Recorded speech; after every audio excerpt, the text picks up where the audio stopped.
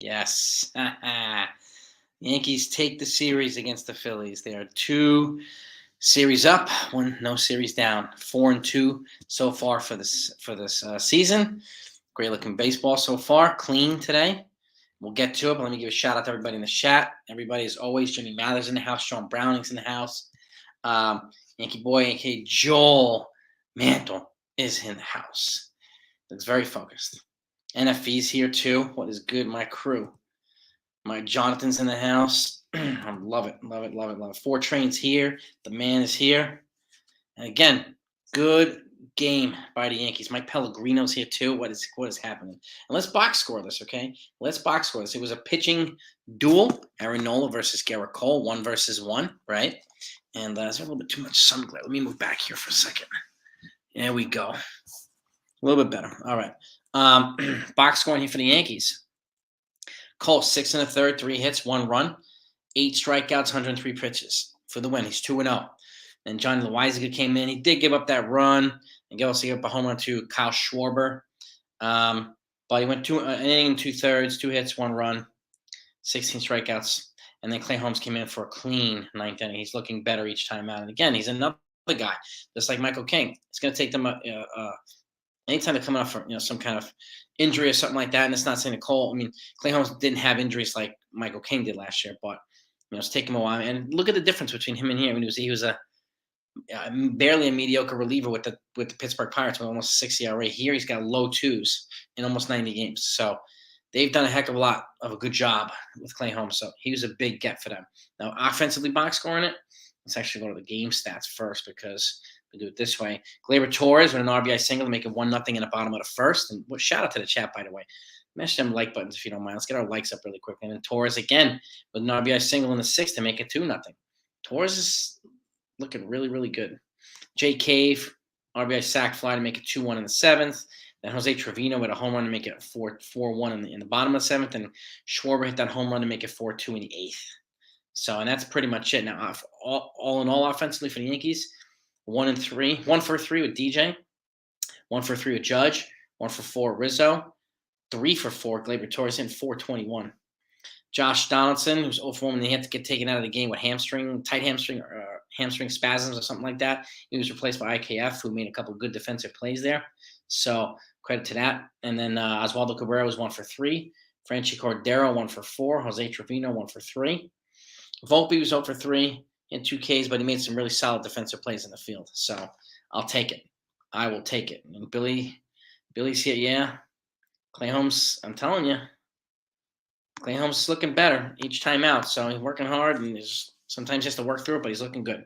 He's looking good. And again, I don't want to be too worried about what these guys do in the first week of the season. But it's always nice to have them round into form pretty quickly. So, Frenchie's making the case as well. Cole was a beast today. Loved it. Outpitched Aaron Nola, who's also good. So, Don's good, man. How's the Consigliere, Joel? How's the Consigliere? That's the more important question. You know what I mean? So, good job with the Monopoly. Oh, is there a bug in here? Uh-oh. No, not a bug. Okay. There was a big one of those carpenter bees outside smacking into the window, the glasses here. Those things freak me out, man, bees. So, good job, Anthony, on your Monopoly, man. D-Rod's in the house. What's good, my man? Yeah, hit that like button if you don't mind, gang. Let's get the likes over with now. Let's always try to punch them likes really quickly. I appreciate it. Tyler Talbot's in the house. Yeah, they're 4-2 right now, Talbot. They're 4-2. So Cole looks strong again. Torres is torrid right now. So Torres is looking good. Ryder Up Television. That's right, man. He's killing it. He is killing it. No doubt about it. So Holmes looking better, and the Cole is looking good as well. So I'm happy to see it. But by the way, for those of you who don't know, they're going to Camden Yards, Baltimore. Tomorrow's supposed to be the Orioles opening day, home opener against the Yankees. It's already been rained out. They're moving it. So they were going to play Friday and then have off Saturday, and then play Sunday. Now I think it's Friday and Saturday or something like that. So rather than Thursday, Saturday. So just so you know, they're not playing tomorrow against the Orioles as of right now because of the bad weather forecast. And then it's coming towards, up north too, Philadelphia and probably New York. So I would imagine the Phillies home opener is probably going to get rained out too. But it is what it is. So there's no Yankee Oriole game tomorrow, and they've already announced it, the Orioles. So it's official. What's good, Stephen B? Yeah, 4-2 homestand. I will take. I will take it. With a lot of guys still not here, I'll take it. Hopefully, they can maintain good footing until the guys gradually come back healthy. So, um, I'll take it. I really would. And again, with Cole leading the brigade right now, keeping that stable, keeping that stability in the rotation. Nestor doing his thing, so bringing it back too. So happy to see it. Happy to see it. So, and the other guys are just going to gradually. I think Clay. I mean, I think Clark Schmidt will get better too. And again, we want some more. Once Rodon's up here, hopefully he's going to be on the money. And hopefully the same goes for Severino. We just need good health in that rotation. So I could still see them potentially pursuing an impact bat or two by the deadline too, though. So it's going to be interesting to see which trade pieces they would use to do that, right? So, well, this is true, T. Right? I mean, you make a good point. Torres will play better when he has a player up his ass. This is true. I mean, it can be Volpe. It could also be Peraza. I mean, Peraza's breathing down his neck. So, and again, this is a good. It's not a bad. I mean, it's a good thing, D-Rod. You know what I mean? It's not a bad thing at all. So, and I like that. He's got to fire up his ass, and hopefully he continues to hustle, play smart, play hard, and earn a spot. Man, make it hard. Make it hard for this guy to replace him. Little competition here, honest competition, not a bad thing. No, yeah, Glaber's been fantastic. Yeah, yeah, definitely. Click those likes, gang, if you don't mind. We're gonna try to get to 100 likes as quickly as we can. Yeah, rain out tomorrow. And this is true, Johnny T. Yes, Torres is upping his trade value. If they decide to trade him, the package is going to be more robust by the week. So if they decide to move the guy, Hornets and Yellow Jackets, I can't stand. We were looking at a house a couple years ago, and I got there was a wasp, like a nest in the front light, and nobody noticed it. I got stung in the neck like 3 or 4 times. That sucked. That was not fun. No. Yeah, I'm not a bee. I'm not a bee guy, Sean, at all. Yeah, yeah. I mean, sometimes they need that. Just, I mean, that's why I've like if I'm Aaron Hicks, guys are taking a spot. So if I'm him, I'm shutting my mouth and I'm going to try and play hard as I possibly can to make it difficult for these guys to take his place. But he's not really doing that. He's kind of being counterproductive. He's doing a complete opposite. That Torres is doing. Torres is playing and take advantage of his opportunities, and Hicks is not. What's good, Dev? I mean, I'm not bothering Carpenter. I don't bug bees around at all. I don't bug bees. I stay away, Anthony, like the plague. Stay away like the plague, bro. Yeah, Glaber's running well. I mean, Volpe's running. These guys are doing their thing. So, and again, this is. I mean, I know a lot of people don't want to hear it, but they're gonna make it. They're gonna have a. He's gonna have a lot of value for teams. A lot of value. So we'll see. Maybe that's what Cashman's waiting for. If he decides to move him, maybe he's waiting for the value to go sky high, then they could actually extract a really good return from him. So, and we'll see. We'll see if they. I mean, and obviously, 2 things. I mean, you're gonna have to get an impact play in return, but I also need to feel like Peraza is ready to go. So, and that's gonna be the other key. So it's gonna be interesting to see. Gonna be interesting to see. Well, I like that there. There's no Oreos. Game eat Oreos. I like that. I like the double stuff. Dip it in milk. Oh, dude. Yeah. That's good stuff right there. It was a solid game, Jonathan. Solid, clean goal. I mean, Cole pitched well. They took advantage of their opportunities. I mean, you don't get many opportunities when you're facing Aaron Nola anyway, but they took advantage of it. It was timely hitting today, so we'll take that. And I would agree, Joel. He's making a statement that he wants to stay Yankee. Yep. There you go. The only way the Yankees played them after Blake Shelton saying, probably, man. Better say, yeah. That's what I'm saying. The day off. I mean, I said even earlier. I know at some point I think it's a good idea to give Volpe a day off, just to give him a little breather. And he's going to get it by default, so that's good too. Any thoughts on the ejection? Which ejection are you talking about, Chris? Experience on the. Yeah, Billy. Yeah. So true. Transitioning Peraza at third base. I mean, I think Peraza is a better fit at shortstop, and I think Volpe's a better fit at second. But they might. So it's gonna be interesting. See what they do. I say, yeah, trade Torres wise. I'm telling you, this is.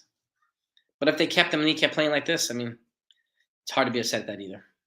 So exactly too. Like I don't want this to have to be the situation all the time where Torres is going to play like he's on fire only when there's a player up his butt. Like I want him to play like that on a regular basis because he wants to play well. So so that's, I mean, this is a good point. Why does he not do that? Without a situation like this. So it's an important question to at least ask, and I just hope he continues to play well. So Tampa, I hope they do. I hope they do. I think Boston's going to be pretty good. Who do you think comes up if Donaldson goes on? Could be Peraza. I mean, you would think Chaparro, but Chaparro's like, I think he's like over 13 or something like that right now. His bat's not there. Peraza's is, and and I do think this is more of a fit. Like I think if Chaparro's better at first base than he is at third base, so I think Chaparro would be coming up if Rizzo had a back problem or something like that. That's, I think, would be the more likely scenario for Chaparro coming up. So I think Peraza would probably be the guy if they send Donaldson to the IL. And at that case, they'll play, Oswaldo Cabrera more often too. But I think Peraza is probably the guy. Oh, Phillies, yeah. No surprise. I mean, I want to see some really exciting ejections, and unfortunately, I want to see some more Lou Piniella and Larry Boa type ejections. But I'm not surprised, D-Rod, with this ejection either. So, Tyler, who do you think comes up if Donaldson goes on IL? Oh, Kevin Long? Okay. Former Yankee coach. I mean, I want to see some feisty ejections, but I don't know if the rules are going to allow that now, which sucks, which really sucks. So, Boston losing 4-1 in the 8th. Okay. This is true too, Sean. Aggressive base running is something we've been missing. Absolutely. And I'm glad we're seeing it more often. Really am, with Volpe and even guys like Peraza when he's up, Oswaldo Cabrera, guys like that. Yeah. Of course, he was arguing balls and strikes. Yeah, that's probably the least sexy way to get ejected, but still ejectable offense, unfortunately. So, Torres is definitely making a statement to get paid as well. Absolutely. Joey from the Shift is in the house. What's up, dude? What's up, dude? Yeah, well, I would agree. Do you folks? What do you think? What do you folks think about this? It would be nice to extend Glaber. Just don't think they will. Yeah, I don't know if they have the appetite, guys, for extending Glaber Torres. And because, I mean, if he keeps playing like this, he's putting himself in a position for a 9-figure contract. I just don't know that they'll do it. You know what I mean? But he's definitely making a case for it. So, but again, as we said this before too, do you want a guy who's got 2 years of control or a guy who's at 6 or 7, who's probably going to be even more productive and is already better defensively? And that's Peraza. So it's the question is, remains to be seen. And Joey, by the way, I just sent you the link for this. If you want to hop on, send it to your phone. So it'll be good to have you on if you want to join. We talk about this. Rob Thompson, yeah. Trey Torres with Babe Ruth. Yeah.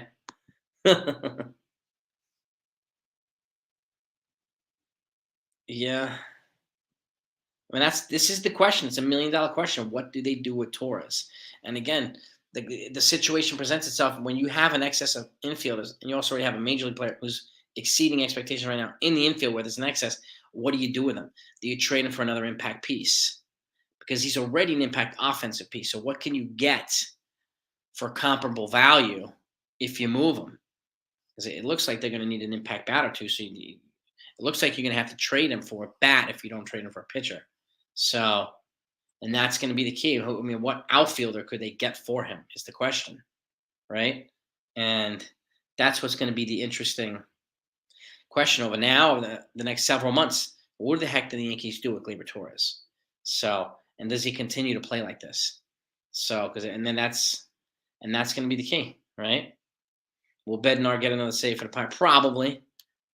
Bednar's pretty good. even though the Red Sox have been, you know, very what do you call it, game winning lately. So late inning rally type of guys. Yeah, I think I think Peraza comes up. He's the most logical guy to come up before Chaparro right now, only because Chaparro's bat has gone cold and he's known for his bat.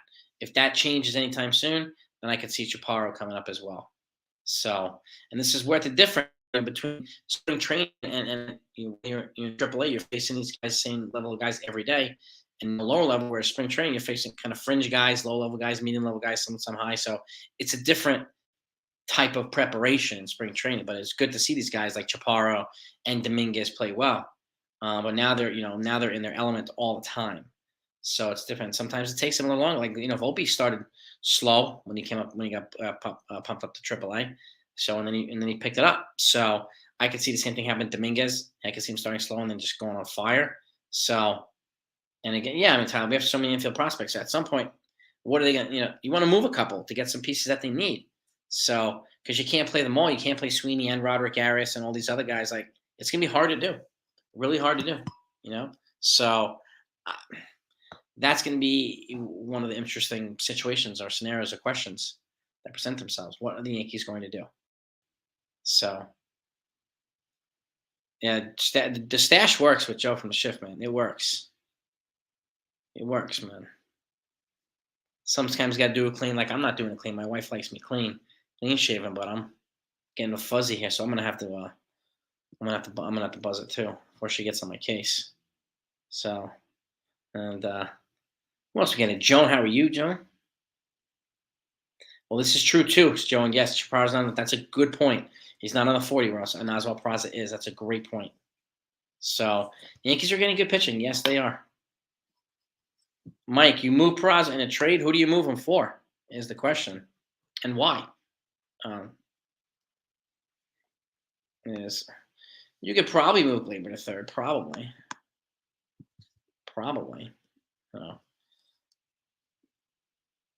And that depends on what they do. If they trade Torres, then Peraza plays second or short, and you move Volpe to second.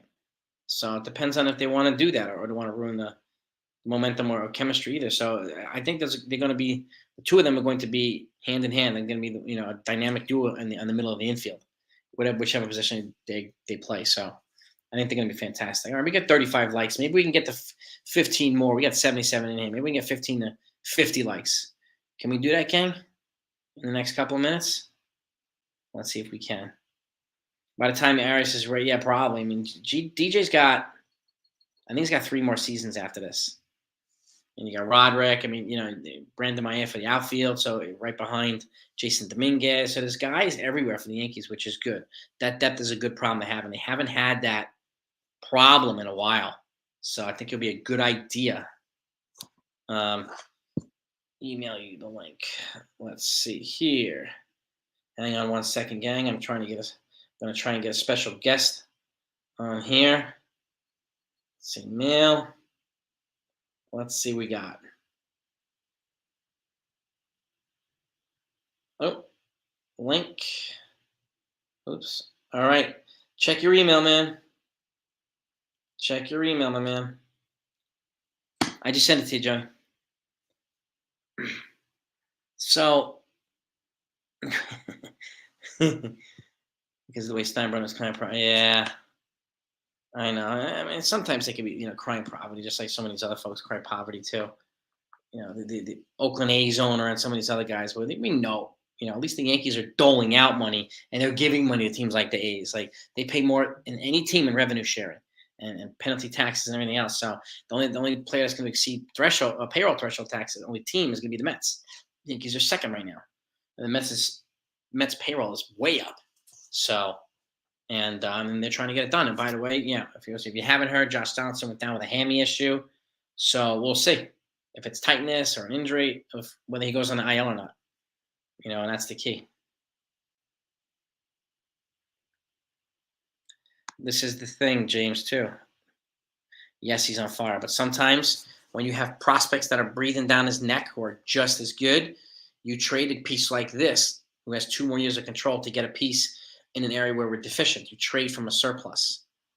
And again, he's got 2 more years of control. You put Peraza up here, who's already proven himself at the major league level offensively, especially, remember last year, he was hitting 300 when he was up here.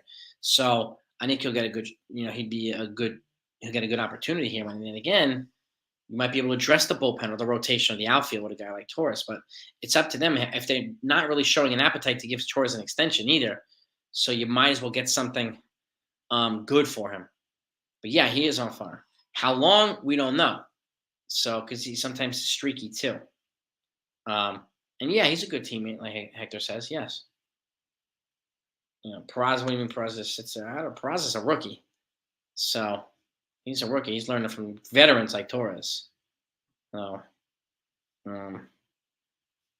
but yeah, I mean, Torres has come a long way. I'll give it to him.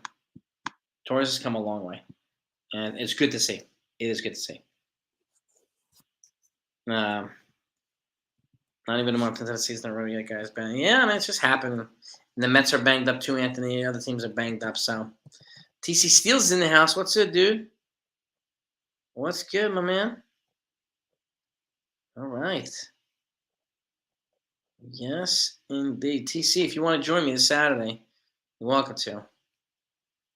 You're welcome to, bro. This Saturday night's the last one.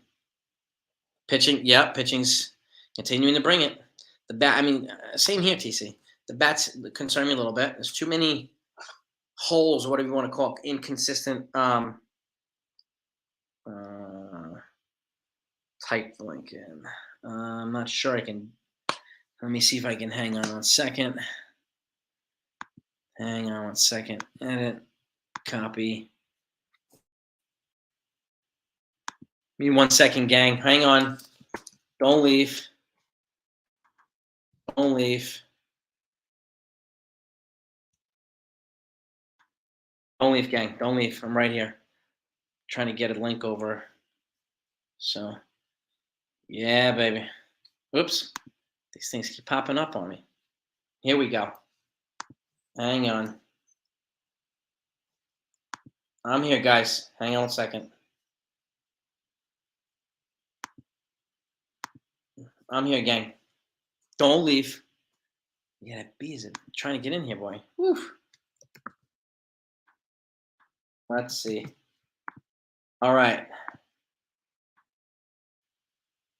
All right. All right. Sent over. Emailed over with a link. With a link. All right, I'm gonna see if we can get the shift on here as a special guest right now. But we got. I mean, well, yes. Well, defensively, yes. He's said to be like Ozzie Smith, and he's shown to be capable with the bat too. So, which is a good thing. And but he's gifted defensively. He's the elite, the highest level of elite defensively. So, and again, laterally, he's genius. Volpe's shown to be very capable too. And if you can figure out a way to get them both in there at the same time, instead of having to choose between the two, that's a good situation to have. And you can add Cabrera in there, and at some point Chaparro and some of these other young guys, they'll be in good shape. Good shape. So, and again, yeah, Donaldson in the same hospital room as Big Maple. Yeah, is he hurt again, Big Maple? My God. But this is the thing, right? Is what's going to be the situation? Right? Are they going to move Peraza? Some people want them to move Peraza, but for who? Some people want them to move Torres, but for who? What would you move them for? Is the question, right? So, Steels, you can reach out to me on Twitter or my email, blackbeltrunningcoach@gmail.com. We got a special guest here, man. Special guest in the house, Joey from the Shift. What's up, my man? Yo, what's going on, brother? How are you? Yo, we're having a little post-game celebratory celebration to celebrate Gerrit Cole and the Yankees winning again. Nice. Everybody, welcome Joey from the Shift. If you haven't seen his channel, you have to go see it. Yes, please. One of the best out there. Oh, shucks. Thanks, man. So, that's right, man. Can you hear me okay? Am I good? You're good to go, man. What are your thoughts? Did you see the game? Absolutely. What are your thoughts, Absolutely. I mean, Glaber swinging a hot stick, bro. Yeah. Glaber swinging a hot stick. And for me, it's the only reason why I would even think about trading Glaber, and we talk about this, is if we can't re-sign him. Like if we don't want to resign him, but he's kind of making it tough. He is making it tough. And if you think about it too, bro, Donaldson, he comes off, IKF comes off, so we have some money that's coming off. A lot. So and you won't have to pay Peraza or Volpe for another like 6-7 years. Yep. So it just I don't know. To me, it makes sense, but if they don't want him, then what can you do? Yeah, well, that's the thing, and if he keeps playing like this, he's going to get a 9-figure deal. Absolutely. He's going to get big. I mean, you're looking at like Marcus Semien type money if he keeps playing this way, and he's going to be younger than Semien, like 4 years younger than Semien was. So, Yeah. And he's going to have age where was he 26? He's going to be 28. Semien was 31. Yeah. He signed 7 years at $175. Yeah. So and that's the key. Do they want to pay him that much? Yeah. And we don't know. And this is the thing where Cashman doesn't tell anybody anything, and we're not going to know. Yeah. He's going to wake up one day. He's either going to be traded or and they don't like to extend guys with years to go, buyout arbitration years, which I think would be a good idea in some situations. But we just don't know, unfortunately, right? Yeah, I know. And again, if they do trade him, where would you trade him to, and what would you want to get in return? You need a pitcher.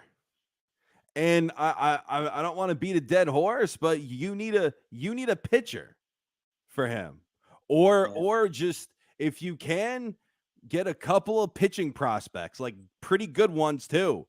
We need them in our system, right? Yep. So if you it's just it needs to be for pitching. It needs to be for pitching. Look at Jimmy showing love to Joey, showing that love. Give that thanks, bro. I gotta shave it, but whatever. Love it.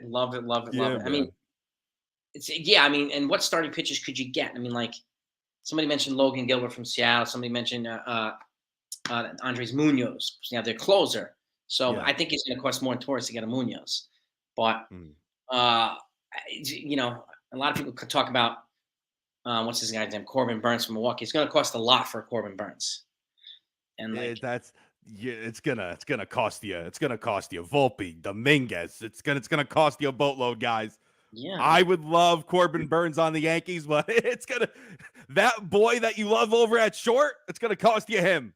Yep. And like I said the other day, Joe, and I don't know if you agree, but like some people are insisting, and even I've heard through the grapevine in major leagues that anybody who wants Corbin Burns has to take on what's his name, Christian Yelich as well. And if that's the case, you want me to take Yelich, you got to say bye to Volpe. You're saying bye to Dominguez. You get one or the other.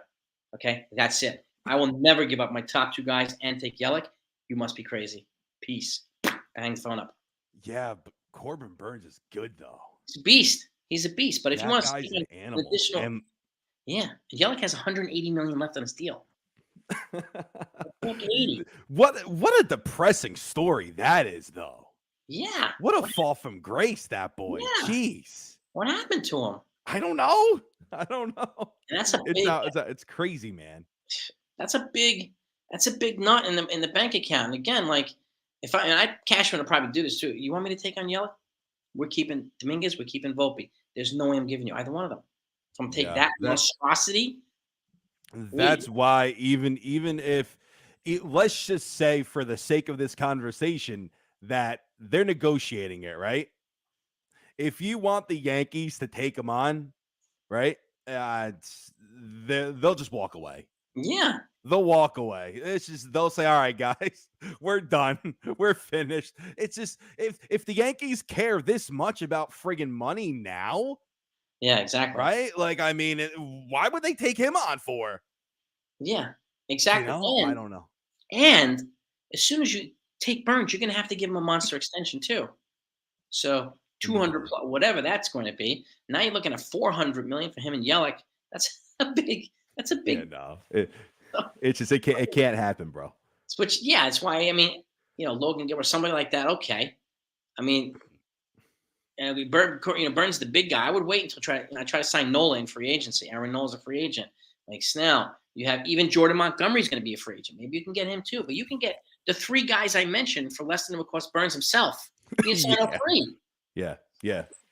So yeah.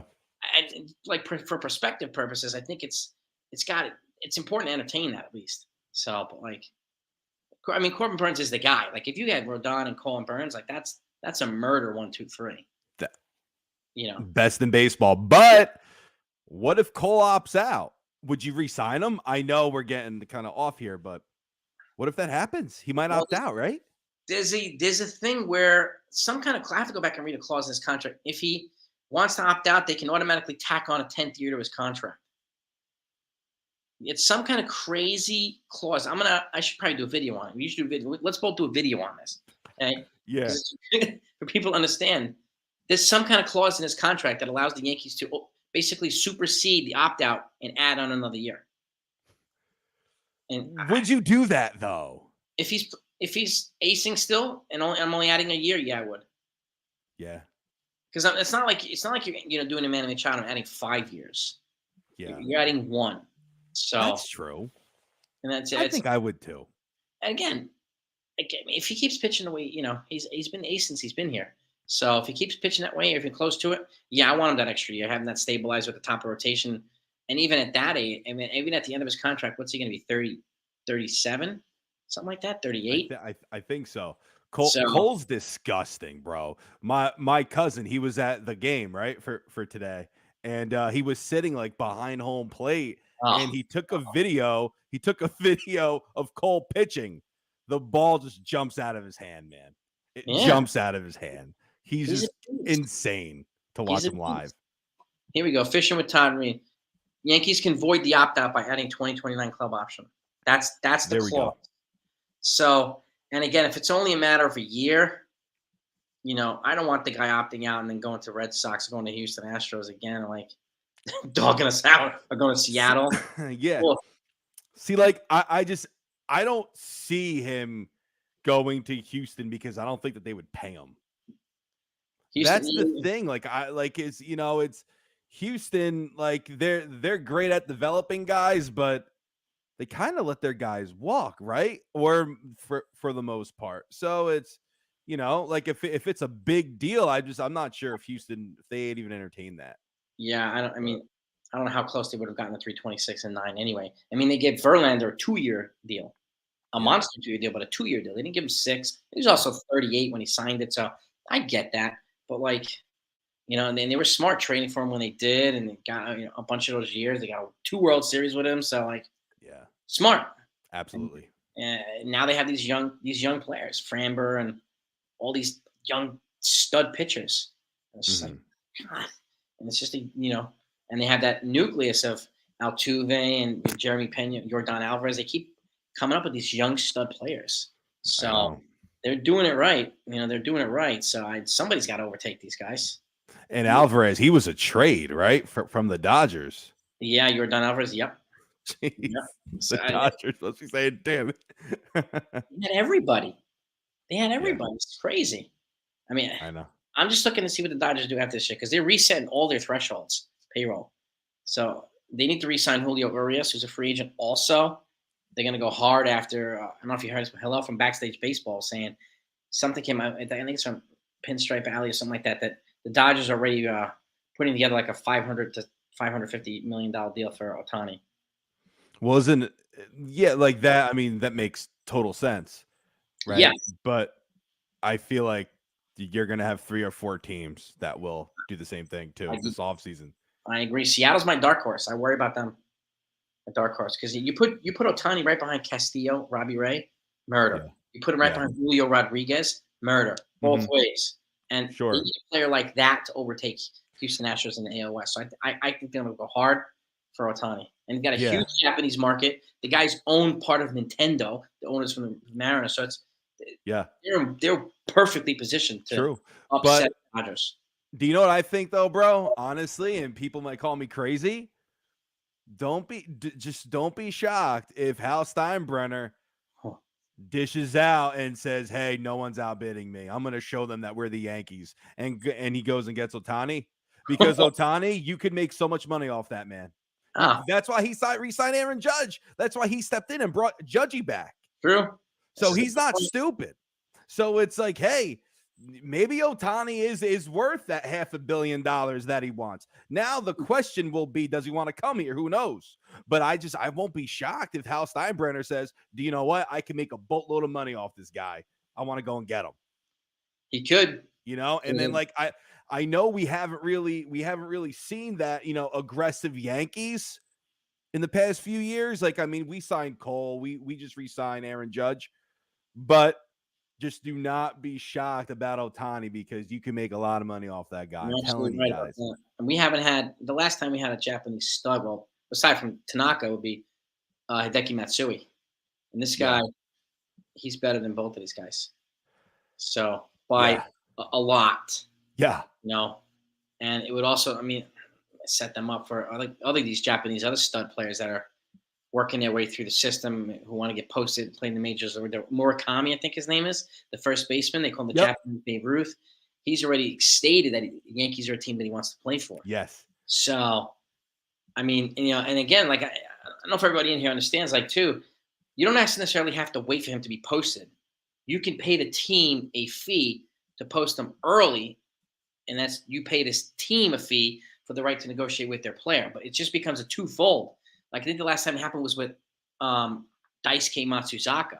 Boston paid them like $60 million, and then gave Matsuzaka like whatever it was, and they paid like $200 million. Mm-hmm. So the team's like, all right, you want us to let go of this diamond? You're going to pay diamond prices. Yeah. So you give him a boatload of money, and you still got to give this guy a ton too. So that's another way you could do it too, by getting the guy early. So him and this other guy, Roki Sasaki, this Japanese 21-year-old stud, like pitcher, they can do that as well. But it's going to cost. It's going to cost. Absolutely. So, and like, could you imagine like getting a Murakami and an Ohtani here? Would be insane. And Judge, like. Yeah, I just think in my opinion though, you have Ohtani that he could just make money, bro. Like he prints it, So it's just like the Yankees wanted Ohtani initially, but he didn't want to come here. Yeah. So that's why it's like, oh, Hal won't pay him, or the Mets will outbid the Yankees. Guys, I'm not sure. Not if Hal wants him. Yeah. Not if Hal wants him. I don't know. It'll be interesting. Much as I respect the Mets, playing at Citi Field is not the same as playing in the Bronx. Absolutely. Sorry to the Mets fans. Yeah. The Bronx Zoo is a different animal. And and you're right too. If Hal wants him, he could pony up the money to get him. And Yankees do have $100 million coming off the payroll over the next 2 seasons, so he could stomach it. Absolutely. And it just depends on how long, or what type of deal. If you want to give him a 10-year deal and opt out after a couple of years, let him opt out after 5 and then walk. Yeah. But let somebody else pay for the past prime years. I'm fine with that. So it's, I mean, but like it's probably, I mean, what you're looking at probably 10 years, $50 million per, maybe. You're looking at an enormous contract, bro. Yeah, a huge deal.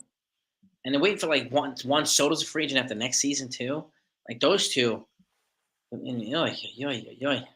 Yeah, I want Juan. I want Juan too. I want him. Oh, could you imagine that? Because Ohtani would be DHing here anyway. Yeah, it's one or the other, right? Like if the Yankees get Ohtani, we're not getting Juan Soto. Yeah, I would agree. Right? I don't think Hal would do that in the I would love him to. I just don't think he would. That would remind me of the year when they traded for A-Rod. They signed Gary Sheffield. Like they signed everybody in that one offseason. Don't get me started about that offseason, bro. Don't get me started, because the Yankees, we should have gotten Vladimir Guerrero that offseason, and we didn't. Thank you. And he pivoted. Go ahead. We should have gotten Vladdy, and we didn't. And from my understanding, it had nothing to do with Cashman. Cashman wanted Vladimir. George wanted Sheffield. He lived in Tampa. George wanted Sheffield. So he took Sheffield out, signed them at freaking dinner. So, I mean, it's like we could have had Vladimir. So imagine adding Vladimir and A-Rod that offseason. Good Lord, man. God. I know. He had one of the best arms I've ever seen in the outfield too, Vlad. He'd throw it out of the field into the stands from the other side of the stadium. Yeah, like, outrageous talent. Outrageous talent. Now, just for fun, I know it's a little off topic, But back in 99, the Expos supposedly wanted Jeter, right? And the rumored deal was Pedro Martinez and Vladimir for Jeter. And the Yankees said no. But would you have done that? Martinez and Vlad Guerrero? Yes. Yes. In 99, though. That was 99. I'd have probably done it. Knowing what you know now. Yeah? Yeah, I mean, 2 Hall of Famers versus 1. I would have probably gone with the 2. Yeah. I know. It's wild, bro. I mean, it's wild. How do you turn it down? And again, it's See, 99 but Jeter. Vladdy, I'm not sure if he was in the bigs yet. And I don't think Pedro was Pedro yet. I'm like, he wasn't as, I don't know. I'm not sure. I could be totally wrong. Wow. I don't know. That would have been oh, God. I know. That would have been a gut-wrenching decision. Especially Jeter at that time. Yeah. 4 years in the league, already a 2-3-time World Series champion. Right. Yeah. And he hit 24 home runs, like a 340 batting average in 99. I think the Savages would have been beating down the doors. People who didn't like that trade. There would have been some craziness. Jeez Louise. Oh my heavens. Yeah. Wow. I don't know, man. I don't know. Would you have done it? It's almost like you're afraid. It's almost like both of us are like, shit. Subscribers are gonna kill us, see, like I grew up on Jeter. Yeah. He's my Yankee. So no. It's a hard one, man.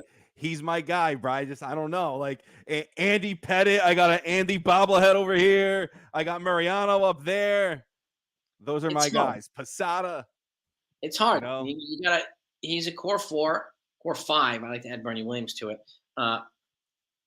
One vote from unanimous Hall of Famer. Like, he was the face of the franchise for 20 years. Yeah. So it would have been a very analytical. You got a lot of folks in here saying no way, and I totally get it. I'm going to get some heat for this. I'm going to get heat. That's all right. But I mean, yeah. I mean, I would have taken Vlad Sr. over Vlad Jr. Yeah. Vlad Jr. is a little bit of a bonehead sometimes. So, I couldn't take my eyes off Vlad. He was unbelievable. Pedro was traded after the 97 season. Okay. All right. So I don't. Okay. Yeah. He was traded to Boston in 98. So maybe that was 97. Yeah. Where that happened. Maybe I got my years wrong. Well, that's when he became the Hall of Famer that he is in Boston. So, I mean, he was like, he was unhittable. And he won the Cy Young in 97 for the Expos. Yeah. As a member of the Expos. And he won a couple with Boston, didn't he? Yeah, he won 2. And when he was with Expos, he was teammates. Him and Randy Johnson were in the same rotation. Good Lord, man. Montreal, holy crap. If they didn't have the baseball strike in 94, I think it would have been the Yankees Expos World Series. I think so. I was what? I was 2 at the time. Yeah. Yeah. What do you guys in the comments think? Would you have done it? Would you have done? Let's say I'm getting a lot of no's here, but would anybody have done it? TC Steele, who you saying traded Angels? Who you trading the Angels? What are we missing here? This was a conversation we could not turn down. We had to do this one right here. So who you trading to the Angels, Steels? Let's see this. The Angels are the perfect team through. Well, Angels have a good squad. Don't get me wrong; they're better than they were, but they still have to go through the West. You're gonna go through Houston. So, unfortunately, and that's just the way that it is. You trade Stanton to the Angels for who? Who would you trade him for? Would you trade Stanton to the Angels, John? Would I? When we get Otani? Oh, we see. Oh, okay. Hold on. You got us getting Otani too, Steels? Say. All right. When we get Otani, I like that. I like that. Right, somebody's joining the party here. Let's see. I like this. Huh? Why isn't Bernie in the core? D-Rod, that's a great question. I don't know. I incorporate him in the core 5. So he's always core 5 to me, Bernie Williams. He's one of the oh yeah. Oh man, look at this. This guy's got okay. All right. Cool. I like this. You mean business. Yeah. You don't bring some gangster, you mean very serious. I like it. That's a little Scarface feel like that. DeGrom is the best starting pitcher. Well, when he's healthy, I would agree. I mean, he's out of worldly when he's healthy. But there's the question: can he stay healthy? We don't know. Yeah. He hasn't. So, and Eastside. So other folks say, do we trade Glaber? This is the $1 million question, right? Do we trade him? Who do we trade him for? And who do we call up? It's a 2-part question. Who do we call up to replace him, or who do we replace him with in the trade? Because again, I do think the Yankees are going to need another bat, right? Glaber represents a bat already. So if they're going to trade him, if it's not for a pitcher, it's got to be for some kind of impact bat, unless they make a trade later. So and again, the pitcher's got to be impactful. It's got to be an impact player. It can't just be absolutely. I mean, easy if the Yankees were to ship out Glaber, Peraza takes him over. That's Peraza's job then at that point. I think so too. That's Peraza's spot. But then at the same time too, it's like, okay, like what you're saying, you're moving one of the top 5 offensive second basemen in baseball. That's what you're doing when you're trading Glaber. So it's like, all right, well, let's go get something pretty. Let's go get something beautiful. Let's go. Yep. I mean, sorry, I winked the man here. Bernie didn't come back after 2006 and the Corfer won the World Series in 2000. Yeah, they won it. But he was part of 98, 96, 98, 99, and 2000. He was an integral part of those championships. Bernie was such call me crazy, but I just feel like he was such like an underrated Yankee now at this point, because all we talk about is Jeter, Mariano, like Bernie was so important. Yeah. So important. Batting titles, playoff MVPs, and it is easy to be overlooked when you have guys like Rivera and Jeter, and then you had like Tino Martinez, like Brocious, guys that are making such tremendous impact. But he was making quiet impact. Bernie Williams almost had a 300 career batting average, 297 career batting average. Yeah. The last 4 years of his career were a little on the down end, but he had a 297 career batting average. Bernie was all, and he never struck out. True. He was in 2003, or let's go to 2005. He was 36. He struck out 75 times. And now we're talking about guys striking like 200 times. I mean, that's like Tony Gwynn level batting control. Yeah. Like, Bernie was very good, man. He was excellent. Yeah. I mean, I miss him. I mean, I really do miss him. He'll always be part of core 5, in my opinion. Yeah. Always. So underappreciated, underloved. He was also a postseason stud. Steele, you said it too. Yeah. Postseason stud, 100%. Now, do we call up Peraza if JD is down? Have you heard JD had a hamstring issue today? They pulled him out of the game, Donaldson. So they might put him on the IL. So, I mean, it's logical to call up Peraza, I would think. If you're going to send Donaldson down. He's the only guy on the 40-man roster that's not on the major league roster. Yeah, exactly. That's an infielder. Exactly. And again, I know Chaparro's not on the 40-man yet, highly touted, but his bat has gone ice cold since spring training. I mean, since the season started. He's like 0 for 15 with like 10 strikeouts. Wow. So he's got to get that bat back, and that's what he's known for, his bread and butter, right? And again, to me, I think he's a better first baseman. So I would wait to call him up. If Rizzo had any back spasms or needed to take a breather, that's when I would call Chaparro up for first base, not third. So Peraza, I think, would be just a wiser move, right? Yeah. And would you agree? I mean, it's listen, if it wasn't for frickin' Anthony Volpe, Peraza's on this roster. Yeah. If it wasn't for Volpe, Peraza is a major leaguer playing in AAA right now. Yeah. He should not be in AAA because you have a schmuck, no offense, and I apologize, you have a schlep like Donaldson. Making 21 million, and his buyout is $27 million to Donaldson. Yep. Peraza should be here, not him. But because he's got the money, we gotta pay him. Yeah. I blame Anthony Volpe. Nice going, Volpe. Nice going, meathead. Yeah, right. Right. Listen, but like, and also too, bro. I mean, I like Volpe a lot. I do. Yeah. But it's per source. Who's the source? Yankees. Who's the source, Jonathan? Yankees will be placing third base Josh Donaldson on the IL. No word on a corresponding move, but Oswald Peraza by far the most. Where'd you get that from, Jonathan? We like to corroborate with multiple sources so that we're accurate. So yeah, it's logical. It's the logical move to make. Jonathan, what source are you hearing that from? Just out of curiosity, we definitely want to verify that. Yeah, Um, because we got to make video of that. Yeah, so yeah. Who's the source, Johnny boy? yeah. Oh, somebody's saying, yeah, he's going off here. Yeah, he is. That's why we have him on here. Yeah, Yes, we got to keep face it. turning red. Telling you, man. Mets fans are in a panic. They just got swept by the Brewers. Okay, you know what? I think the Mets will be. It's still early to rule out the Mets. So, but Yeah. I think they'll be okay. But it's nice to see them with a slow start. I'll tell you that much. Yeah, I have a buddy, big Mets fan. He's so upset. I'm like, Eric, it's okay, bro. It's all right.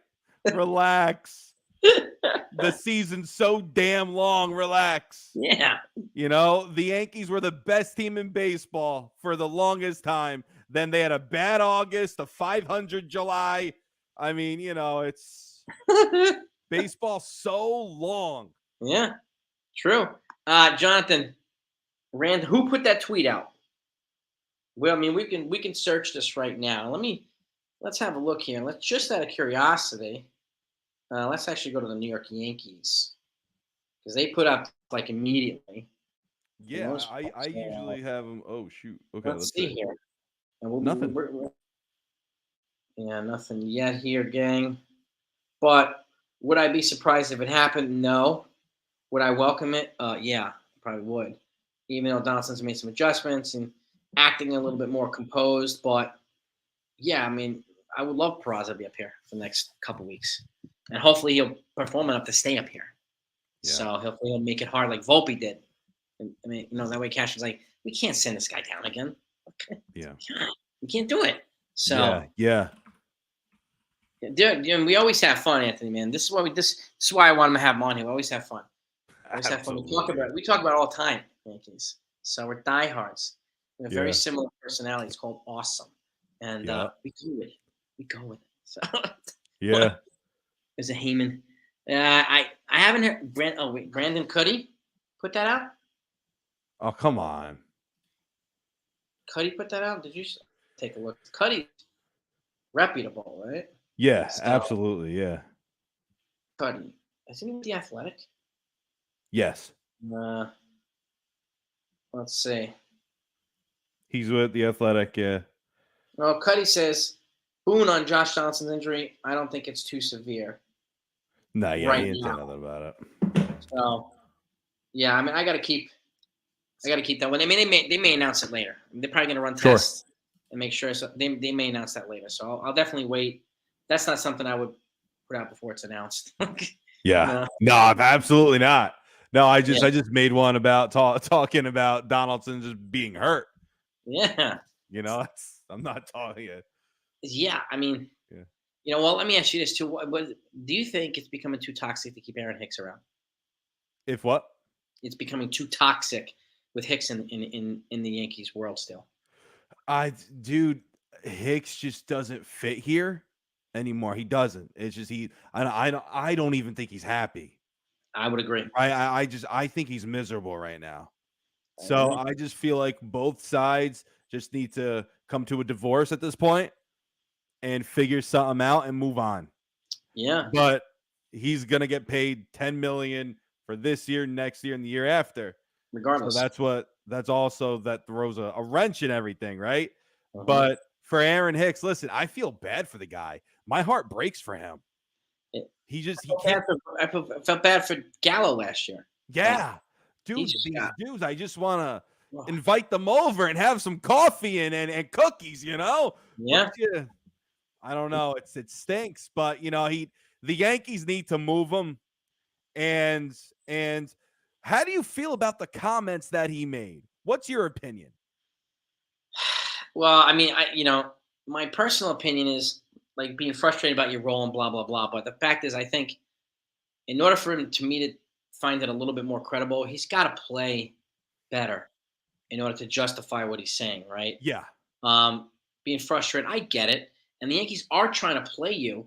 But if they try to play you and you don't play well, then they have to sit you for somebody who then Franchi Cordero, whoever the heck it's going to be, Oswaldo. And it's unfortunate, but at the same time, like you said too, you're making $10 million a year. if you're not performing with the bat, then maybe mentor some of the young kids. Figure out a way to earn your contract in other ways. Become a Sure. great teammate. Do something. And I go. People don't want to hear you complain. I get that. Like they didn't want to hear Gallo complain last year, but Gallo also took a couple of young kids under his wing. So it's like Judge is doing now. So if I'm him, I would be doing that until I get opportunities to play, and then I would try to make the most of the opportunities. But Yeah. trying to figure out a way to make it less toxic, or less, make fans hate you less, right? And it's unfortunate to say that, but it's true. Sure. And that's kind of what I said. What's your take on it? My take is, bro, it's just like in his defense, right? Someone needs to defend Aaron Hicks. Somebody on this planet Earth has to. So I'll take that job. In his defense, what are you expecting him to say? Right? He's 32, 33 years old. He's a young guy. Mm-hmm. He's playing in the big leagues, whether he's stinking up the joint or not. What do you expect him? Do you want him to say, "Oh, hey, I'll keep the bench warm for Judgy, so when he comes back, I'll get up and he can sit"? Like, do you expect him to say, "Oh, team first, the Yankees first"? Guys, he wants to play and produce. He can't. He stinks right now, but he wants to play.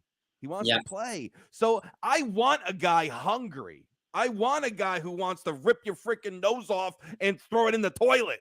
Mm-hmm. That's what I want. Yeah. But so that's why I can kind of see where he's coming from. At the same time, too, everybody just has to move on. I would agree too. And Just again, move on. we've said this before, like this isn't Minnesota or Colorado or San Diego where the fan base is a little bit more, I guess, understanding or forgiving. This is the Bronx. They will feed you. It's like a pack of bees stinging you. They just don't stop stinging.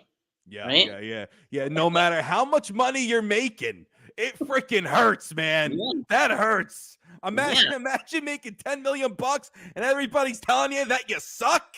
Like, that's a lot. Like, everybody. You have 40,000 people saying that you suck every day, every night out there at Yankee Stadium. That would do something to my mental health, too. Dude, Joey Gallo was afraid to leave his apartment last year. Afraid to leave his apartment, okay? Because of the hate he got. Like, good Lord. And I'm glad he's in Minnesota. He's playing better. Maybe Hicks will get a similar opportunity to play better. And again, I think the Yankees know at this point they're going to have to eat as much of the contract as possible. I don't think they want to do that, but it's no other choice, right? If you DFA him, you release him, you're paying the whole thing. So I think that they're trying to give him a little bit of an opportunity to play so he can maybe build up a little bit of trade value. But every time he does that, there's some kind of setback that makes it more difficult. So if I'm them, I'm cutting my losses, right? Yeah. And do we think that the Mets didn't try to trade Cano before eating his contract? Yes, they did, but nobody took him, so they ate it. So I think that's going to most likely have to happen with the Yankees, unless somebody's like, "Oh, I'll take him. Yeah, I think he'll be great player in Cincinnati." Like whatever, but like whatever it is, if you think he can do better there, fine. But I think the Yankees have to eat as much as possible to make it, and just move on, and just cut the loss. Yeah, move on. Yeah. What happens if a team wants him, right? And they say, "We'll eat all of his money, but trade us Chaparro." Would you do it? So we'll eat all of his money, and you got to add Chaparro to the deal? Like the team, like let's just say the Twins want to have a relationship with Aaron Hicks again. They say, "We'll eat his money. I will take that 30 and throw it all over him, but I need Chaparro back." I'd probably do that. If they ask for Peraza, I'd say no, thank you. If they ask for Dominguez, I'd say no. Chaparro, I think if they're going to eat all that money, and I think it would be a justifiable trade. Okay. What about you? I would do that tomorrow. Yeah, I would. I would do it now. How about you guys in the comments? We're live for what? How about you guys? Would you do that? So he asked if the Twins called up Cashman tomorrow and said, "We'll take all of Hicks' contract, but you got to give us Chaparro as well." What would you guys and gals do? Give us some feedback and insight. This is a good question. This is a really good question. Would you folks do that? Joey and I are both on board. We do it. So it depends on the return. So Jonathan, The return in this case would be they would take all of Gallo's contract, so Yeah. it would essentially be cash and payroll space for the Yeah. and a roster spot for the Yankees, and we'd also give up Chaparro. So Chaparro, yes, Peraza. I think you're on the same page with us. Yeah. Chaparro, yes, yeah. I would not do Peraza. No, I'm sorry. No. Yeah, No. Steals, yeah. Well, for no player in return, they got a fringe prospect, okay, but we would get $10 million a year plus we get the roster spot back. So, and by at this point, what can we expect to get in terms of prospect capital for Aaron Hicks anyway? Honestly, You can't get anything for so him. yeah, I mean, that's the other $1 million question here. Can we expect to get a decent return player wise? I doubt it. So Yeah. it's not doing it. You just cut Hicks and eat the money. Even if Minnesota said they'd eat the money, just to take the money. Okay, so a lot of folks would keep Chaparro here. Chaparro's going to be, and you might be right. He could be a beast. We've talked about it too. We like him and all that stuff. So I get it. I personally would do that only because we have guys behind Chaparro too. We have a boatload of it. Yeah. Yeah. And if I have to choose between Chaparro and what do you call it? Peraza. I'm going Peraza. So, bro, I'm just reading the comments and my face is gonna turn super red. I'm seeing Chaparro. They would keep Chaparro and send Peraza. Just before I turn super red, may I ask why? Like, why are you just shipping off Peraza for? I just want to know. Like, why are we moving a guy last season in 18 games about the major leagues towards the end? Sure, hit 300, 400 on base percentage, over an 800 OPS, played a dazzling shortstop against in the playoffs. Dazzling. And you want to trade him. Anthony Volpe, God bless him. He's not Peraza at short. Peraza is a much better shortstop than Anthony Volpe is. Much better. Yeah. And so I don't and moving Peraza, who's probably projects 270 hitter, 19 dingers, 70 runs batted in, something like that, with the goal and a Gold Glove shortstop. Someone mentioned earlier Ozzie Smith over there at short. And you're gonna trade that? Ozzie Smith had a 680 career OPS, and he's a Hall of Famer because of his friggin' defense. So you just wanna for a team to move on from for the Yankees to move on from Hicks. You want to trade Peraza? TC Steels is right. You better be bringing me back Reynolds or Corbin Burns for Peraza. Yeah, not dumping a player. Yeah, exactly. Guys, you gotta think a little bit.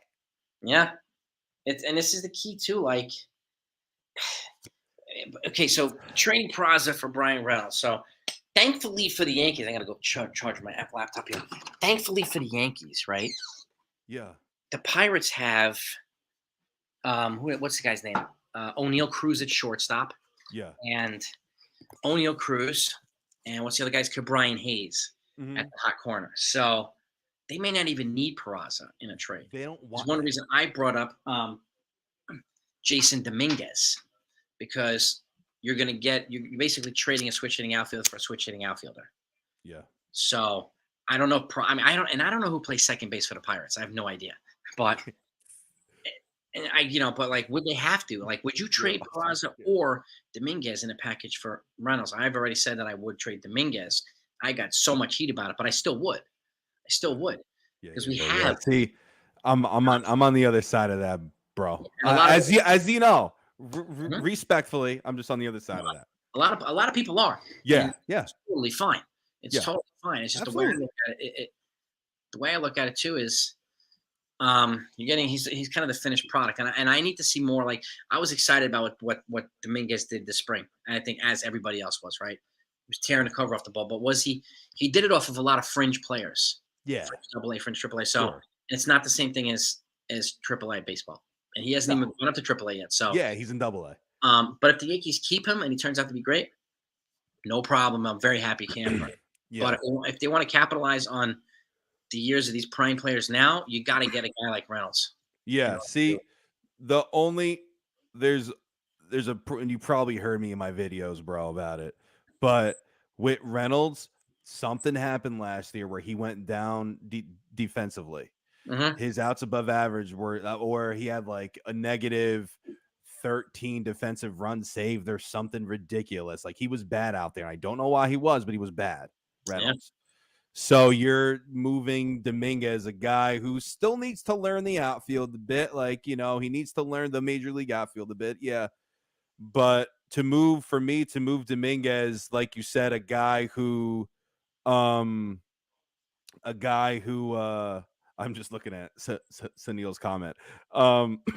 You know, I can't, for me, that's hard to do. Because if I have to move Dominguez, right? Like if I'm even thinking about that, I'm gonna just call San Diego and say, "Hey, are you really gonna pay Soto or what?" Exactly. You know, or will you pay him? Because if you don't want to pay him, then we'll give you Dominguez. Oh yeah, and that's how I'll trade him. But yeah. for Reynolds, and Reynolds is good. Like Reynolds is a good baseball player, right? He's a good hitter. Yeah. But I just for me personally, I can't. And to credit you, like honestly, bro, like you even said it that Dominguez, like it's not like you would trade Dominguez for a bum on the street. The only guys that you would move him for is Soto and Reynolds, and I forgot the other guy you mentioned. But you know, it's Corbin Burns, like yeah. So like for me, like Acuna, which that's not gonna happen, or like a Yordan Alvarez, then we're dealing with the Astros. Yeah. So, but there's only a few guys I would move the Martian for, and in Reynolds, in my opinion, I wouldn't personally. Well, and that's totally cool. And just Sunil, he didn't hit much in spring training. I would take a look what he just did to the Red Sox. He's hitting the piss out of the ball right now. Demolished the Red Sox. He's hitting the piss out of the ball. He was hitting like 4 home runs against the Reds. He beat the crap out of the Red Sox. It was like the Boston Red Sox versus Brian Reynolds. Yeah. So like, and also, bro, too. So like, if let's just say Dominguez to pick for Reynolds, right? Mm-hmm. And you would, you know, obviously I would too, re-sign Brian Reynolds immediately. Oh yeah. The thing is, though, why would the Yankees re-sign Reynolds and not re-sign Gleyber Torres? What's the difference? Are you there, bro?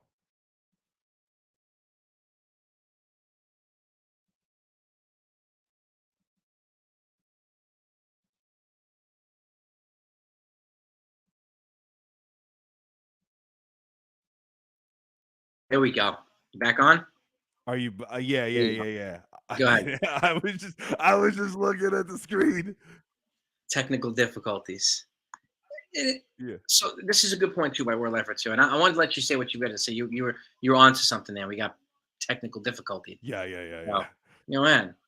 So would you re-sign? So if the Yankees moved Peraza for Reynolds, right? And why would they re-sign Reynolds and not Gleyber Torres? Personally, Reynolds is not part of in a position that has a glut or an excessive glut of positional players. So he would be, to me, the center fielder and the leadoff hitter. We'd have the leadoff hitter, which is a switch hitter right up the bat. Gleyber Torres, you could replace him with a Pariah. You could replace him with several players that the Yankees already have. Yeah. Reynolds, you can't. And I can't see them trading for a guy like Reynolds without an extension being part of the agreement itself. Like that has to come with the trade or whatever it might be. That's the way I look at it. But again, I know a lot of people like, we're lifer here. Nothing to do what he did in spring training. You don't trade a kid with that kind of being plate discipline. It's hard to do, yes. But again, I need to see that plate discipline against top pitchers, not fringe pitchers.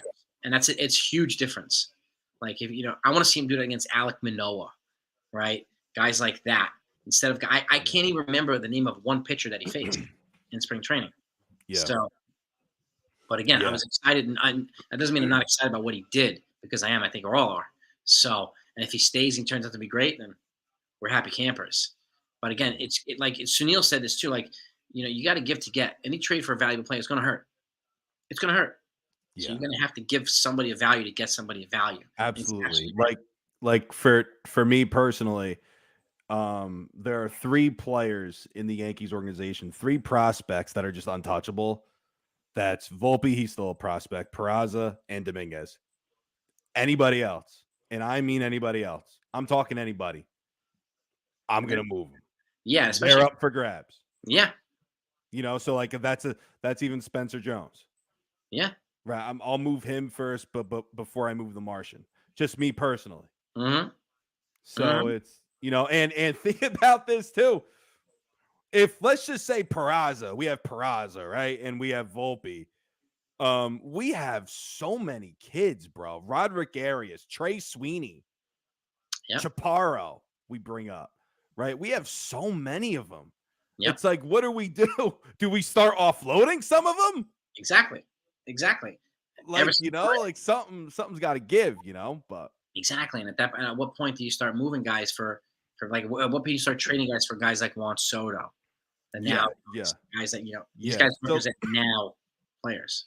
Yeah, like it's funny too. Like after I made that comment, somebody said, I wouldn't trade Spencer Jones. He's untouchable. Well, it goes back to your point, Jason.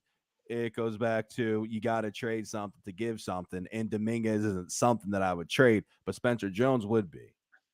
Maybe maybe I'm Vanderbilt product. He looks good, looks awesome. Just somebody that I would if the Pirates wanted him, I'd think about it. Yeah, well, this is the thing. The Yankees are in a position now where they have enough so that if they say, well, all right, you won't give us Peraza, but we'll take one of these 2 guys. They have enough now where you could replace Peraza with another highly touted prospect, maybe still be able to make a trade that you want. Whereas before, they never had that depth. And that's a credit to Cashman. I know people like to say I'm on the Cashman bandwagon and all that stuff, but Cashman built this farm up over the last 5 to 6, 7 years. He drafted Judge. We got Volpe. We got all those guys because of what Cashman did. So this is where I like to give him credit. So, and again, doesn't make the best moves. Not all the time, no, but this is the type of stuff that's important to not ignore. Again, because we could make monster trades if we're willing to part with some of these guys. Yeah. How many people wanted Volpe really badly? Almost everybody. He's here. Yeah. So how many people wanted to keep Dominguez? Right? Yeah. These are guys that Cashman brought in. So, and you know what I mean? It's what is this? Sunil? You want to trade somebody? Trade Li Yankee King and his poor trade takes. I haven't seen him on here. Is he making proposals? I haven't seen him. I see him over there on Morning Brew. He does have some crazy trade ideas. I'll give him that. But but I don't know. But it's and what's the thing too, D, right? Yeah, do the Pirates have infielders? Well, they got half the infield covered. O'Neill and Ryan Hayes. Yeah. So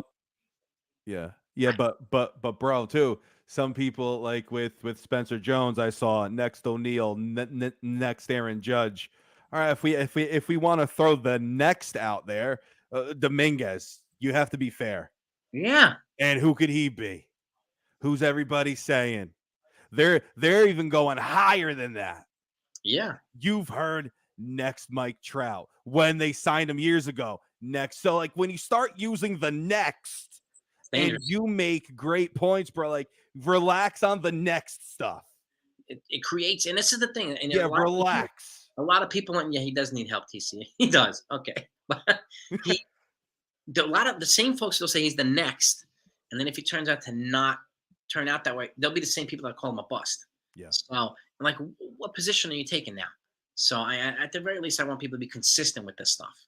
So, absolutely. And it's an unfair, like, the next Mickey Mantle, Mike, these are generational players. The next Aaron Judge? That's a lot. Generational player. So, like, it's really tough, and that's unfair in a lot of situations to put again. I mean, Jason Dominguez. Like, if he turned out to be Brian Reynolds, I'd be happy.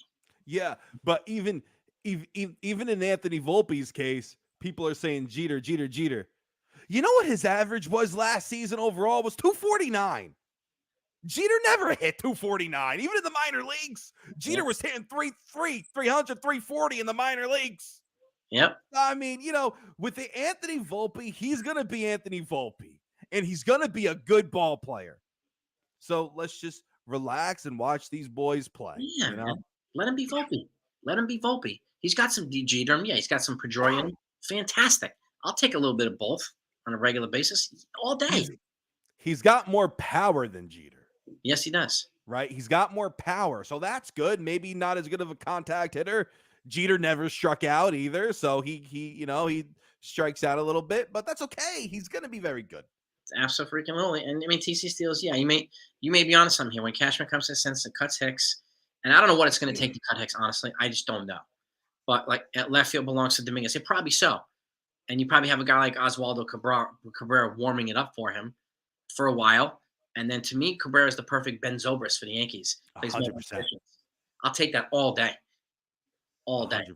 Because he can give infielders a rest, he can give the outfielders a rest, and still play 130 games. I'd be totally happy with that. And, and let guys like Dominguez develop and be able to, like Volpe, just let him develop. Let him do his thing here. He's gonna have some growing pains, just like Jeter did when he came up. It's okay. You're in the major leagues. It's growing pains are gonna happen. Yeah. And then Jeter ended up hitting 314 with 10 dingers. The Rookie of the Year award, and it hit his rookie year. So it's just like that's what people are expecting Volpe to live up to. And it's like, guys, he could do that. But just relax. Yeah, he could do some other things. I mean, I'd rather have him. I'd rather have 5 home runs. I'd rather him steal 40 bags. Yeah, like I'll take 40 bags all day. I can't remember the last Yankee who stole 40 bags. Alfonso Soriano, maybe. Soriano, but he did, yeah. So I think that was it. Yeah, I mean, I'll take good defense and just there's another thing. There's an incentive that the Yankees have. If Volpe wins the Rookie of the Year, the Yankees get an extra draft pick next year in the draft. If he wins Rookie of the Year and is top 5 in the MVP, they get 2 picks in the draft, 2 extra picks in the draft. Wow! So it's a good incentive. Yeah. Will he do both? I don't know. I think that's a pretty aggressive expectation, but it's Rookie of the Year. I'd be pretty excited with. That's very aggressive. Yeah, I mean, like aggressive and almost MVP. That's tough, man. Yeah. So, bro, what happens if Dominguez, right? If he comes out like a bat out of hell and just absolutely starts performing, picks up where he left off, and let's say by June he has like a 1,000 OPS, kind of has like a Chaparro type year. What do you do? I think, well, if he has that type of stat by June, you got to shoot him up to AAA quickly. Yeah. And then if he's continuing that type of trend, you got to figure out a way to get him up here.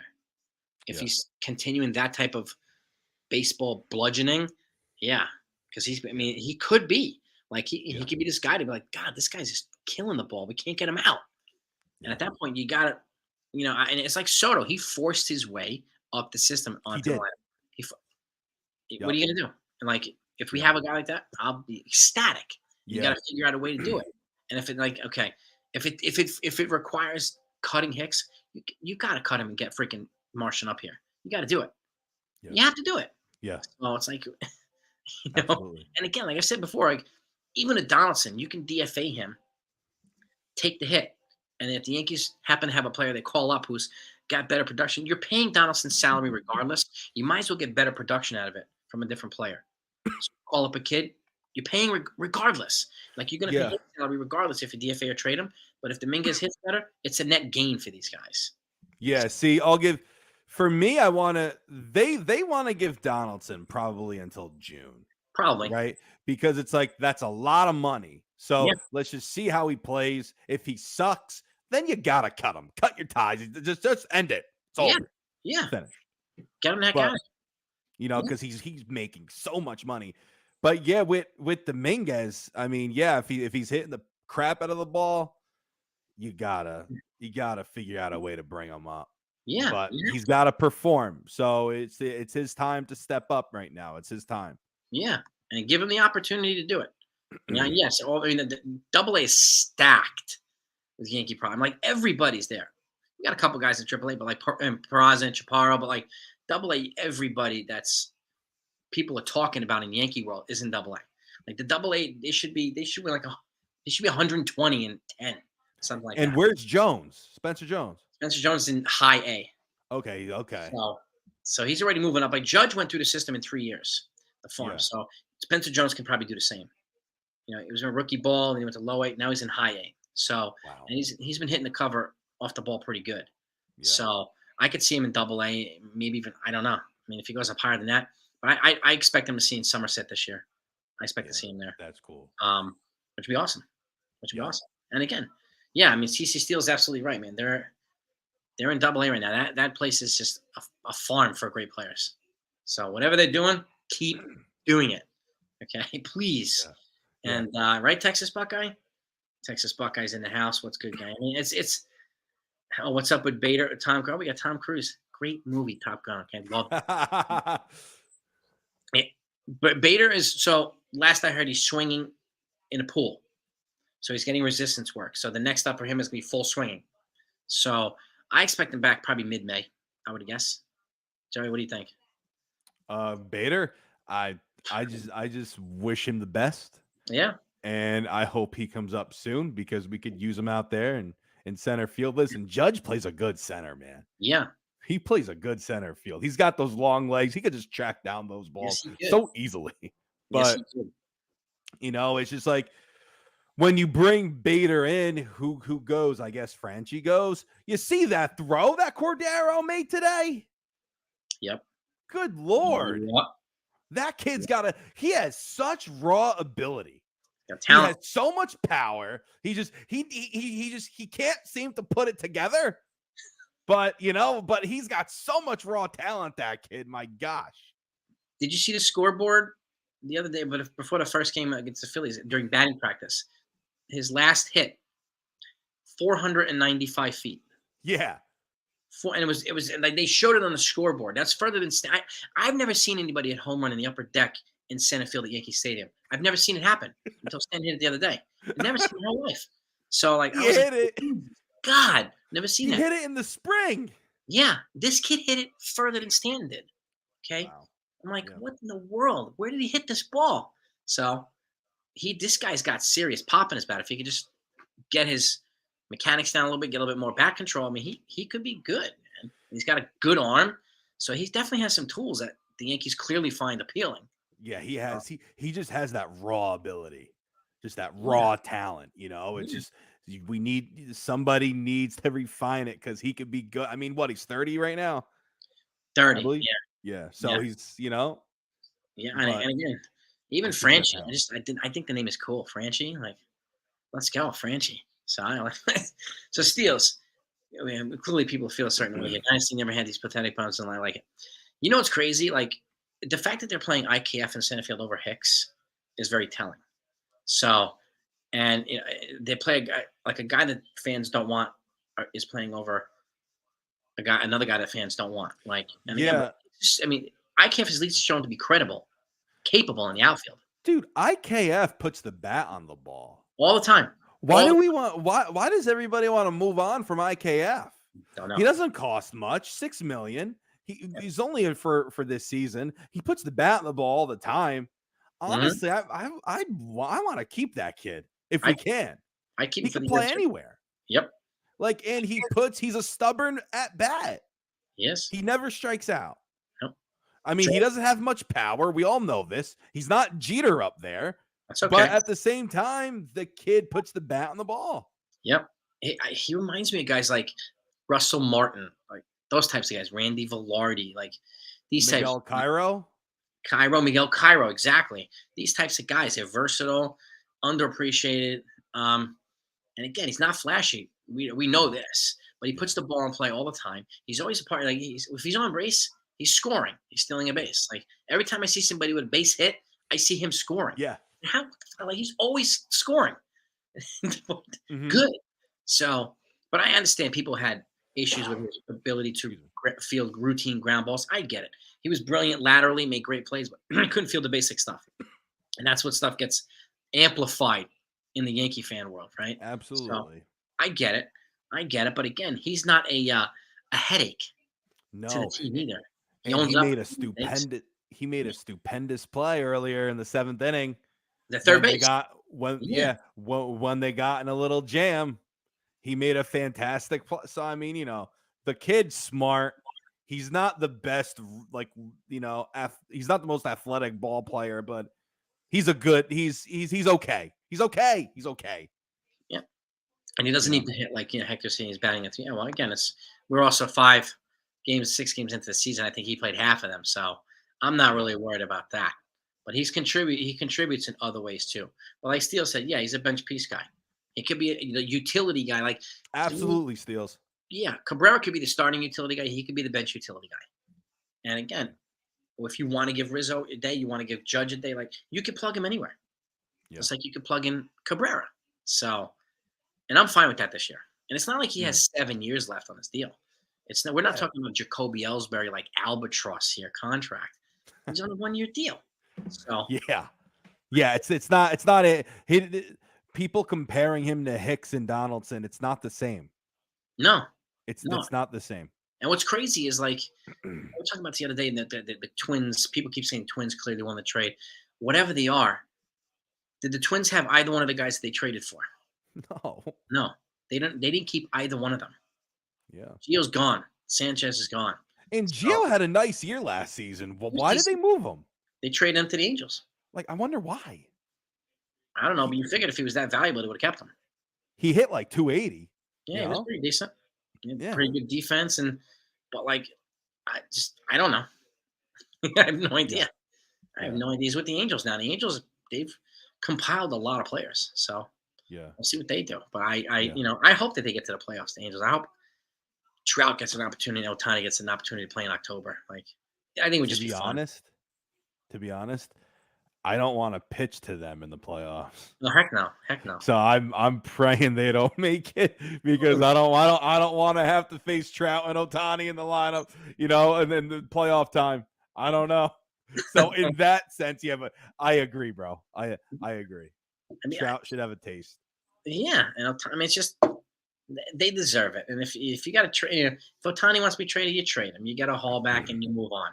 So. Buckeye, thank you very much. I appreciate that. Hit that like button if you haven't done that, gang. And if anybody in here has not gone to the shift, you got to go there. Okay? Let's go, guys. Link your channel in the comments so that people can go right to it. So, and I really want him to be on the channel, come on anytime he wants. So you come on anytime you want, bro. And Thanks, and again, this is the type of stuff we like to talk about. And I have something I'm putting together that it's going to drive people nuts. I'll tell you about that. And, I'm putting together a video on this now. It's probably gonna be like a 20-minute video, 25-minute video. Oh, nice. AKA Joel Mantle, the consigliere. Yes. Right. I think I'm an off-camera fuse. Thank you. Appreciate that, Joel. Thank you. Dominic, man, this is what we do, man. This is what we do. We love talking about the Yankees. Right. I appreciate those kind words too, Dominic. Thank you for that. And right here. The man, dude. This is it. This is right here. The real deal. Thank you. Gang, if you haven't seen the shift, I love. I highly encourage you to go see it. Go to his channel. You'll binge watch his videos. Yeah, thanks, man.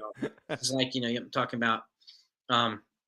He's like the Jason Bourne of Yankee content creators. Wow. Think about it that way. It's just quietly very effective and very deadly. Whoa. Let's leave it at that. Making me nervous. I'll leave it at that. So. But dude, I mean, don't shave your beard.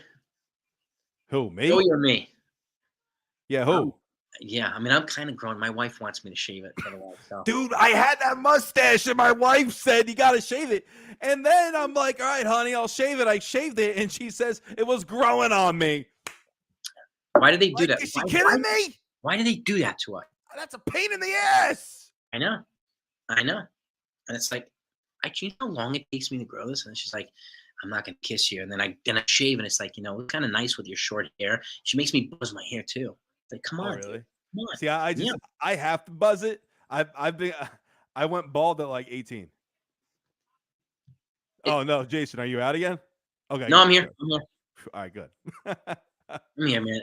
I mean, my hair gets short too, but like she likes it. She likes it cut. So I buzz. I got the number one all over the place every couple of weeks. keep it short. I try to get away with this, but it Nah, doesn't work very well. no. I'm like in a doghouse within a week, so that's See, mine grows back in like 2 weeks. So I'll have a mustache again very soon. I see. I have it like it grows here and then it doesn't grow over here. Mine's uneven, and I don't know what I'm like a half a chia pet, so I can't do it properly. I don't know what the hell's wrong with me, but That was I awesome. don't know, man. I don't know. I try, guys. I really do. Here we go, Davey. He don't want you to shave your beard, dude. All right. Listen, bro, if the wife wants me to, I have to, bro. Yeah. I'm Davey, I'm Happy sorry. happy wife is happy life, man. So Yeah. that's Yeah. I don't want to be in the doghouse for longer than I need Yeah. to be. I know. Uh-uh. Yeah. Huh? You know. Yeah, Dave, I you like, hate- see, my wife cuts my hair now. Boy, see, you see, yeah, it's you know, That's funny. that's why she can do it now with the clip. So because I used to go to get the different fades, and I'm like, honey, no, there's no way I'm doing that. She can Yeah. clip it now because it's one side. So Yeah. one side is number one everywhere. We're good to go. Yeah. There Or you go. I couldn't do it before. This is Sean speaking to the choir, bro. Preaching to the choir. Yes, they are. Yes, Yeah. they are. They, It's, I guess. we're here. We're here as eye candy. We're keeping people safe. So, right, Yeah. maintenance. Do whatever. Do as we're told. Exactly. You know, Talk Yankees. talk Yankees. Even You though my know. wife's a Phillies fan, it's fine. It's fine. See, my wife, the great thing about her, she wasn't a baseball fan. So I made her into a baseball fan. see? Now she loves the You Yankees. see, She loves Judge. She loves the Yankees. So I'm blessed. Blessed. I'm jealous. Yeah, jealous. Well, that's all right. It's all right. She was, I tell her if they score, don't tell me if the Yankees are scoring on the Phillies. Don't do it. I get in trouble. That's good stuff. So, not happy when the Yankees when they win the series. So, Yeah. I brought her to the Game 6 of the World Series in 2009. It was her and my mom, and we sat in the bleachers. And she was one of two fans, Phillies fans, in the bleachers, and we sat with the crazy people, right? And Oh no. when the Yankees won, I was mosh pitting on the people in front of me. And then some guy came up and got in her face and shoved the camera in her face and was like, okay, taking pictures. And then my mom, who's like a little fight, she was like, you motherfucker. Like, I didn't even know what was going on. I had to turn around and my mom was about to throw hands with these two dudes. That's like, hilarious. Honey, so this guy shoved the camera in her face. And, of course, I had to come and clean up. I'm like, Ma, you realize I have to fight these two guys now, right? Like, I don't have backup, Ma. I don't got that backup. Yeah, guy, you can't. So she Yeah. was, and again, God bless her for standing up for my wife. Her name's Laura. But like, I had to have a conversation with the guys. I told the guys you got to back up now, guys. Oh, Yeah. like this was in the bleachers, the crazies. Like don't ruin the celebration. Just The be Looney Tunes. yeah, man. And then we were walking out to the train. I had to cover her. Oh, Jesus, really? Their fans were going crazy. See, Crazy. I don't understand that kind of fandom. It's nuts. Like, I don't understand why. Like, if there was a Red Sox fan that was walking down the street, I wouldn't care. Right? I just don't understand being toxic and attacking people for liking who they like. Exactly. It's like, get over it. Yeah. We all love sports. This is our getaway. Get over it. Yep. On the flip side, I had a drink and a hot dog with mustard thrown at me by the opposing team, the Phillies. We were at a bar watching the game, like game 2, when I think it was AJ Burnett versus Pedro, something like that. Ooh, I had stuff thrown at me because I had a Yankee stuff on. But yeah. this Jimmy Rollins, man, I blame him because he riled up the fans. He said, we're going to sweep the Yankees, and if we feel generous, we'll let them win 5 games. That's all you need to rile up the crazies. That's exactly what he did. Yeah, I'm like, guy, you're going to eat your words, dude. And thankfully he did. So, but it's again, you got Yankees, Philly, Boston, like Chicago. Those are the 3 major hubs, right, of sports fans. Yeah. There used to be a jail in the Phillies, in the Eagles Stadium. A jail. That's ridiculous. Yeah. I know. And like a guy that I teach martial arts with, he's a security guard at the Eagles games. And he tells me about the Gestapo, which are the guys with the black jackets. These are like ex-special forces and stuff like that. So if there's a fight, they page the Gestapo, and they're there. There's like 10 of them on you, and they you're done. You're done. Jeez, man. They'll. It's Wow. Forget it. You don't want the Gestapo coming after you. No. No. That's hilarious. Don't get into a fight in the Philly stadium. Just don't do it. Yeah, Like, yeah. come on. Uh-uh. But this again, Phillies fans are intense, right? Yankees Yeah. fans are intense. Cubs, intense. Red Sox, intense. Passionate fans, man. They're passionate, but we just got to get along.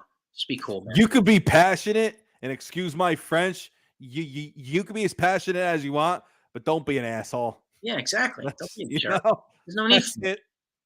No That's need it. for it. Yeah, absolutely, man. Yeah. Amen to that.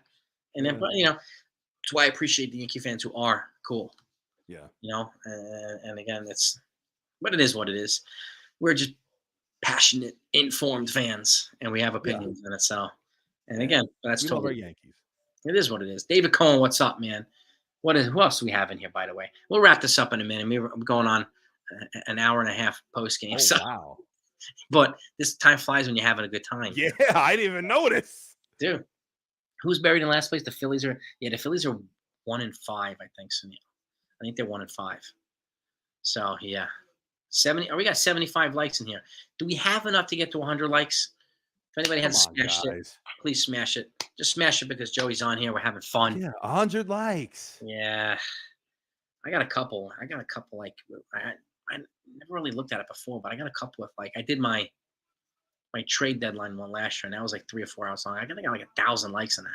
It was crazy. Nuts. Wow. See, Wow. I'm gonna start streaming very soon. I just have to iron things out, but Do it, man.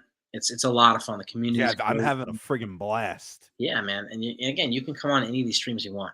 So Yeah, thanks, brother. Thank you. yeah, dude. And again, it's I do them on Saturdays. Once a month, I have the members. Any members welcome to join. Yeah. They do it. They have fun. They're nuts. So, but That's awesome. they're a lot of fun. Yeah. So, and this right, Racy, you know what I'm saying, TCM? This Yankee family is. It is. So, there's a lot of a lot of families out there. A lot of families on YouTube, and welcome them all. And it's really fantastic. You may not always agree on stuff, but so what? Yeah, it's just that we just love the Yankees. Yeah, man. We have a mutual understanding of the Yankees. Yes. Sean, all right, you're in your second deployment in Iraq. Well, we thank you for your service too, Sean. Thank you, Sean. Wow, 2000. All right, second deployment. I was in my, no, not in deployments. I was just the Yankee game. So I was a senior in high school, so in 09. Oh my God. Yeah. Actually, a guy that I went to junior high school with was a ticket broker. He's the guy that sold me the tickets for the game. For Game 6, I don't know how the hell I reconnected with him, but I got tickets from him.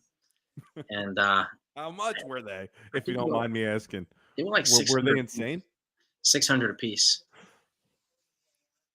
for the bleachers. Wow. For the bleachers. That's wild. So it's a lot, but it was Game 6 of the World Series. So I was like, you know what? It went to last. Even though I was lucky enough we were at the clinching game in '96. We were at the clinching game in '99, in 2000. All those World Series clinch. We were there. Cool, so we're at awesome. David Cohen's perfect game. Dwight Gooden's no hitter. You are at a lot of milestones, bro. Yeah, you're a lucky charm. And we gave away the tickets to David Wells' perfect game to my mom's coworker. Yeah, and I was like, "Ma, I'm not gonna forgive you for this one. It's David Wells, but yeah. I mean, see, I'm going on the 15th of April. So in like 10 days, I'm going. I'm going to go see the Twins. So Correa. Yeah. So I'll be there. Oh, my gosh. My first game in like 5 years. Yeah, I haven't been to one since COVID. It's been, probably 4 or 5 years too. Wow. Last game I went to was an opening day, so I got to get back there. Yeah. It's just, my mom's my usual partner in crime to go. So, but we'll get back. Back. I'm craving a Yankee game. Absolutely. What's this? We should host SNL after the 20. Dude, if we get invited, we'll be there. Yeah. Let's do it. We'll be better than our own version. I don't know if you guys saw Derek Jeter and was David Wells and David Cohen. They dressed up as women and they hosted Saturday Night Live. Yes. That was classic. I mean, one of the best scenes ever. They were smacking each other with the purses, and that was great. Yeah. It was great. Man. That's But funny. yeah, man. But guys, gals, I want to thank you so much for coming on. Joe, I can't thank you enough for coming on. It was a great Absolutely, time. brother. I was available. I was ready to go. I appreciate that. You should be a normal thing, TC. Yeah. Let's keep bullying him. Let's bully him until he comes on the regular. Just gonna the annoying beast thing. I had a blast, brother. I had a Thank you, blast. Thank you Likewise, so much, brother. man. Thanks for coming on. Thank you, everybody. Peace and love to all. You guys have a great week. Remember, if you those that haven't heard, the Yankees game is already rained out tomorrow. Yeah. And it's a Baltimore Orioles, so they're going to play Friday and Saturday instead of Thursday and Saturday. So that's what we know right now. But look out for good stuff from Joey and I, regardless. Rain out or not. Him and I, we're Gore-Tex. We do this stuff in all weathers. Yeah. All weather. Every day. Almost every day. That's right.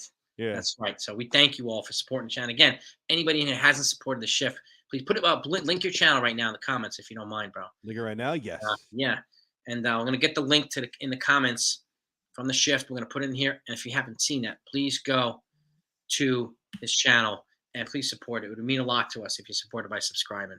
I put it there. I don't know if it's going to do anything. Where is it? Hide. I'm like so behind. Where the heck is it? Didn't like it. I guess it didn't do nothing. Shift. I'm going to put it up too because I haven't seen his yet. But this is the name. Well, it's the shift. Okay. But sometimes a couple other channels, I do the shift baseball when I go to YouTube. And where am I? It pops shift up, baseball. Right? It's one of the first things that pops up his channel. So okay, cool. And it makes it much easier to find this channel. So please go there, gang, if you don't mind, and support them. But bro, thank you again, man. I'll talk to you next time. Yeah, and absolutely, brother. Send your text. I want to know what you're thinking about what I'm going to be putting out. So all right, brother. Awesome, man. Yeah. Peace and love, gang. Over now.